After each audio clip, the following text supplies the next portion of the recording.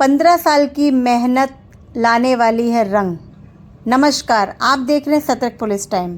15 साल की मेहनत के बाद 8 मार्च को शुरू होने जा रहा है मीरा भाईंदर में अपना कोर्ट, जिसमें प्रथम श्रेणी न्यायिक, मजिस्ट्रेट एवं सिविल जज, जूनियर डिवीज़न न्यायालय के लिए आवश्यक पदों की मंजूरी। इससे आम जनता और वकीलों को मिलेगी राहत। एसोसिएशन के माध्यम से लास्ट 15 साल से हम कोशिश कर रहे हैं कि मीरा भाईंदर का कोर्ट मीरा भाईंदर में हो।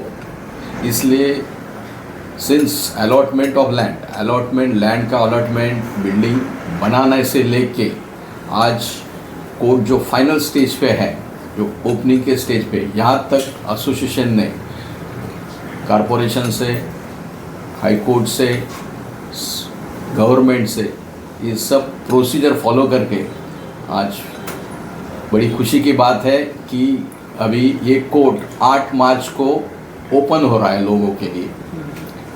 इसके पीछे एसोसिएशन लास्ट 10 से 12 साल काम कर रही है और थोड़े ही दिन में मीरा भाईंदर के लोगों के लिए अपना खुद का कोर्ट मीरा भाईंदर में होगा।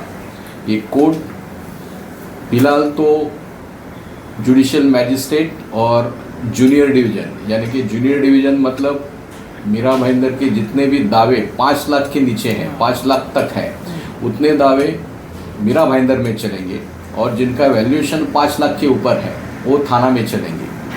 तो जुडिशियल मैजिस्ट्रेट और JMFC जूनियर डिवीज़न का कोर्ट अभी 8 मार्च से मीरा भाईंदर में शुरू होगा।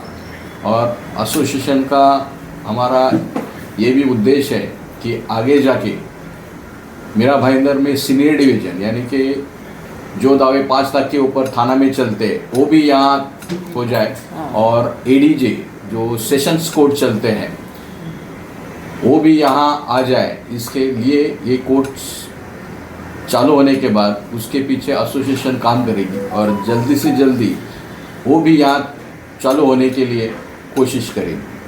एसोसिएशन ने मीरा भाईंदर कॉरपोरेशन को भी एक लेटर दिया हुआ है कि सजेशन जब उन्होंने मंगाए थे, कि जब मीरा भाईंदर डेवलपमेंट प्लान के ऊपर उन्होंने सजेशन मंगाए थे, तो हमारे एसोसिएशन ने उनको एक रिक्वेस्ट की कि आने वाले कल में मीरा भाईंदर में सेशन कोर्ट्स होंगे, जो भी कोर्ट्स होंगे, उसके लिए आरोपी को अभी लाना पड़ता है थाना जेल से या तड़ोजा जेल से। तो ये पुलिस के ऊपर भी बहुत बर्डन होता है कि थाना से यहाँ आरोपी लेके आए या वासी से तड़ोजा से यहाँ आरोपी लेके आए, यहाँ से वापस उधर लेके जाए, तो वहाँ कुछ भी हो सकता है, पुलिस प्रशासन के ऊपर बर्डन हो जाए। तो इसलिए मीरा भाईंदर में भी एक जेल की प्रोविज़न हो, एक ज़मीन आरक्षित की जाए कि जहाँ एक छोटा जेल बना सकते हैं कि फिर यहाँ से आरोपी थाना या तड़ोजा नहीं लेके जाना पड़े। तो ये अभी कॉरपोरेशन के इसमें प्रस्तावित है और एसोसिएशन के माध्यम से जो भी मीरा भाईंदर कोर्ट के लिए या एडवोकेट्स के लिए जो भी काम है वो हमारे एसोसिएशन के माध्यम से हम कर रहे हैं। सर, इस मीरा भाईंदर में जो कोर्ट हो रहा है, इसमें जजेस जो होंगे, मान लीजिए जज बाहर आते हैं, यहाँ रहने के लिए उनके क्या व्यवस्था? कोर्ट के बाजू में उनका रेसिडेंस बनाया गया है, वो भी रेडी है। 4 जजेस की प्रोविजंस वहाँ ऑलरेडी हो चुकी है, उनका OC भी आ चुका है, तो जजेस यहाँ ही रहेंगे।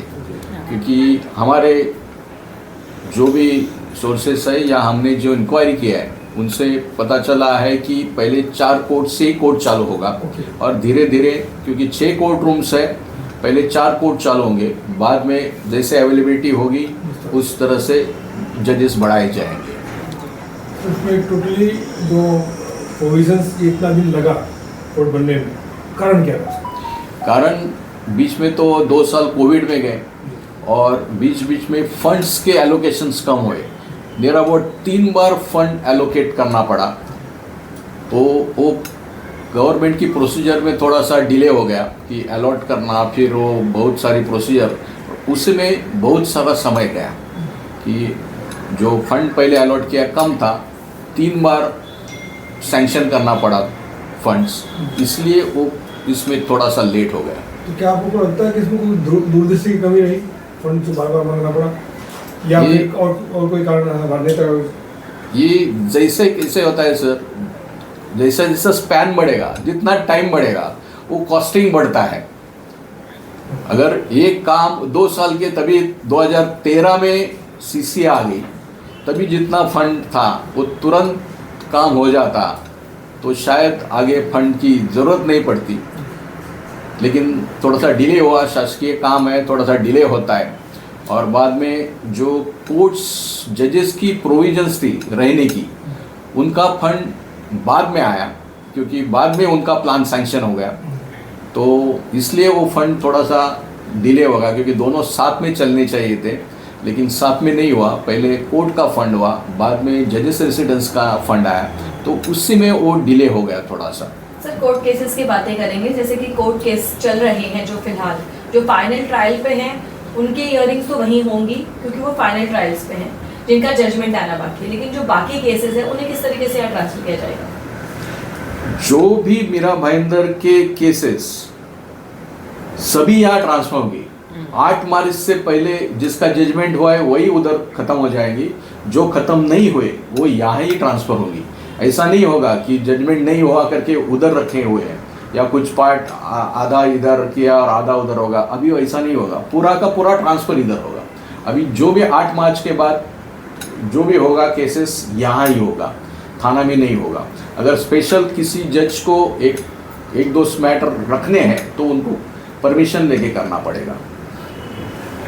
तो कल मैं कोर्ट गई थी, एक्चुअली कुछ काम था, तो वहाँ पे वो लोग बोले तो जो फाइनल जजमेंट वाले केसेस चल रहे हैं ना वो यहाँ रहेंगे, बाकी जो ट्रायल चल रहे हैं वो वहाँ जाएंगे। एक्चुअली उन्होंने मैडम ऑलरेडी वहाँ पे सेग्रीगेट कर दिया है। 3 से 4 जजेस के पास ऑलरेडी मीरा भाईंदर के मैटर्स ऑलरेडी सेग्रीगेट हो गए हैं एक फ्लोर पे, और वो एज इट इज़ इधर आएंगे। और जैसे आप बता रहे हैं वैसा मेरा एक डायरेक्ट जज से ही इस बारे में चर्चा हुई थी, कनोरकर मैडम है उनका नाम। तो जहाँ पे वो जजमेंट्स आधे डिक्टेट हो चुके हैं या जहाँ पे वो इन द प्रोसेस है, केवल वही रहेंगे। अगर फाइनल आर्ग्यूमेंट भी बाकी है तो that will be left to the जजेस who will come to Mira Bhayander. जहाँ जजमेंट हाफ प्रोनाउंस हो गई है और हाफ बाकी है, या जो उनका स्टेनो के पास है या नहीं है, सिर्फ वहीं रहेंगे जो एक्सट्रीम एंड लेवल पे है। बाकी सारे मैटर्स यहीं आ जाएंगे। सतर्क पुलिस टाइम में बने रहने के लिए चैनल को लाइक करें, शेयर करें, सब्सक्राइब करें एंड कमेंट करें।